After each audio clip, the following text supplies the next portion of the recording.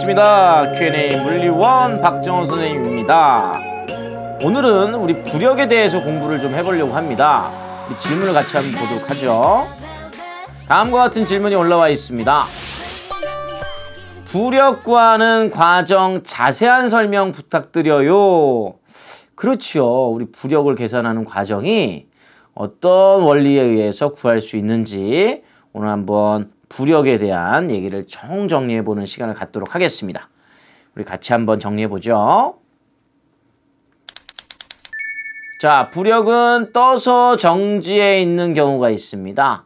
자, 이런 경우에는 중력의 크기와 부력의 크기가 같다라는 조건으로 여러분들이 부력의 크기를 잡아낼 수 있고요. 두 번째, 압력차와 단면적의 곱. 압력차와 단면적의 곱을 이용해서 구할 수도 있습니다. 넘친 유체의 무게. 유체가 부력을 받아서 위로 상승하게 되면 비커 밖으로 흘러 넘칠 수 있겠죠. 따라서 넘친 유체의 무게로도 부력을 계산할 수 있다. 그래서 부력을 세 가지 형태로 구할 수 있습니다. 우리 그림을 보면서 같이 한번 보도록 하죠.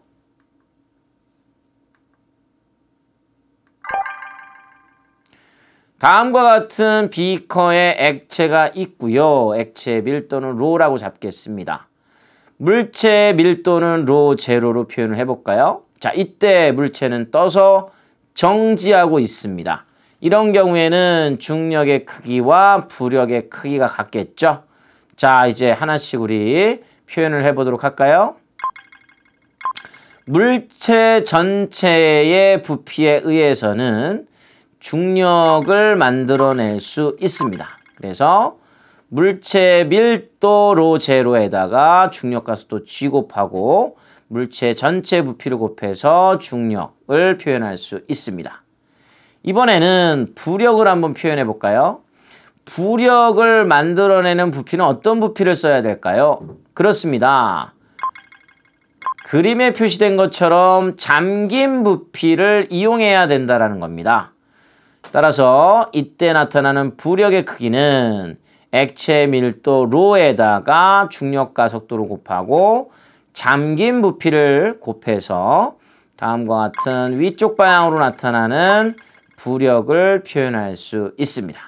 자, 따라서 이 경우에는 중력의 크기와 부력의 크기가 같습니다. 라는 관계식을 표현할 수 있겠죠. 자, 이번엔 다음 문제를 보도록 하죠. 자, 액체 안에 완전히 물체가 모두 정지해 있습니다. 잠겨 있죠. 줄에 연결된 형태였고요.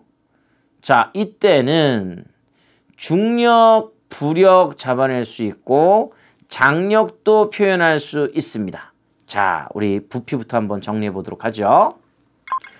잠겨있는 전체 부피를 이용해서 여러분들이 뭘 표시할 수 있냐면 중력을 표현할 수 있습니다. 그래서 중력을 물체 밀도 로 제로 곱하기 중력과 속도 전체 부피를 곱해서 표현할 수 있고요. 자, 이번에는 우리 부력을 한번 표현해 볼까요? 부력은 잠긴 부피를 이용하는데 이 잠긴 부피가 전체 부피입니다. 따라서 액체 밀도 로 곱하기 중력과 속도 G 곱하기 잠긴 부피가 전체 부피이므로 자, 잠긴 부피를 곱하게 되면 부력의 크기를 구할 수 있습니다. 그런데 이 경우에는 줄이 당겨주고 있는 힘도 있겠죠. 따라서 장력이 있을 겁니다. 그래서 줄이 당겨주고 있는 힘과 물체에 나타나는 중력의 크기의 합이 결국은 부력의 크기와 같습니다. 라는 관계를 얻어낼 수 있습니다. 이와 같이 줄에 연결된 경우도 여러분들이 부력을 구해서 힘의 평형으로서 해석할 수 있습니다. 다음을 볼까요? 유체의 종류가 다른 경우를 보도록 하죠. 자, A 밀도 로제로, B 3로제로서 유체 밀도가 다른데 직육면체인 물체가 밀도 2로제를 가지고서 중간에 경계면을 사이에 두고서 잠겨 있습니다. 정지해 있는 상태가 되겠죠. 자, 이때도 나타나는 힘들어 한번 표시해 볼까요? 부피부터 보죠. 다음과 같이 B쪽에 잠긴 부피를 구할 수 있고요.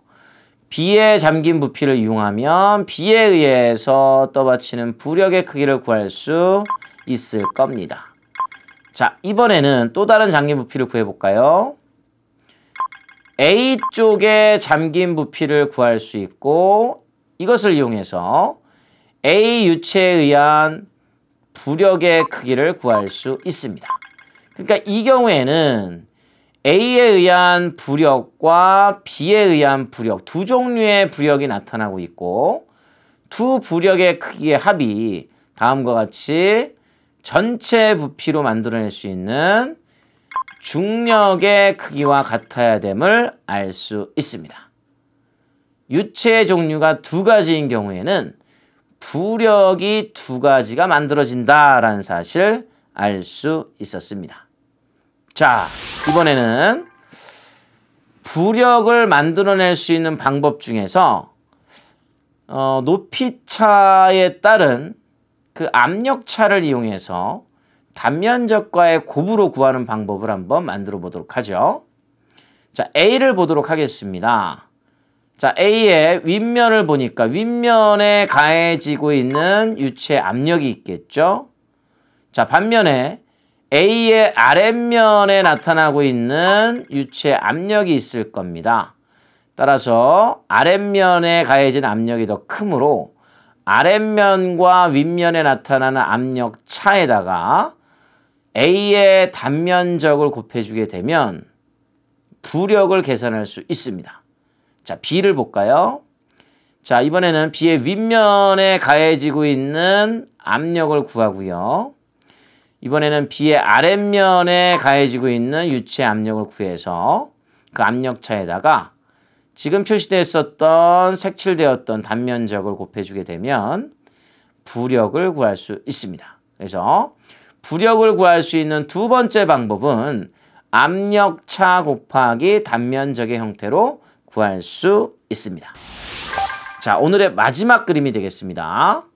부력을 구할 수 있는 세 번째 방법이 있습니다.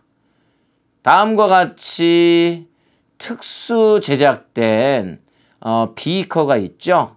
자, 액체가 아슬아슬합니다. 그죠? 약간만 올라오면 오른쪽에 있는 비커 쪽으로 흘러 넘치게 되어 있는 비커입니다. 자, A를 만약에 담그면 어떻게 될까요?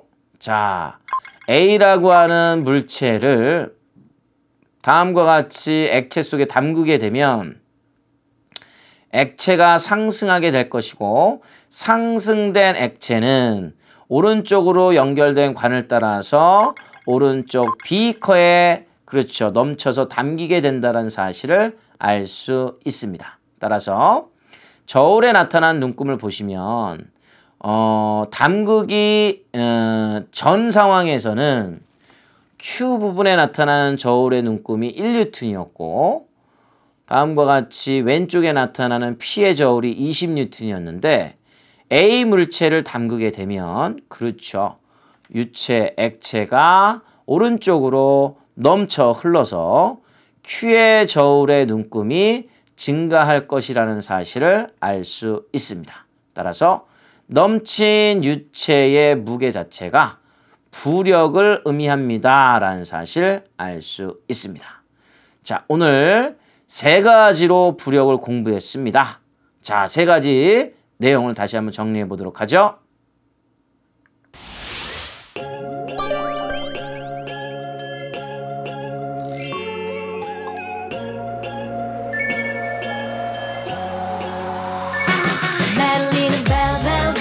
이젠 나를 배려해줘 배터리 낭비하기는 싫어 자꾸만 봐 전화가 펑 터질 것만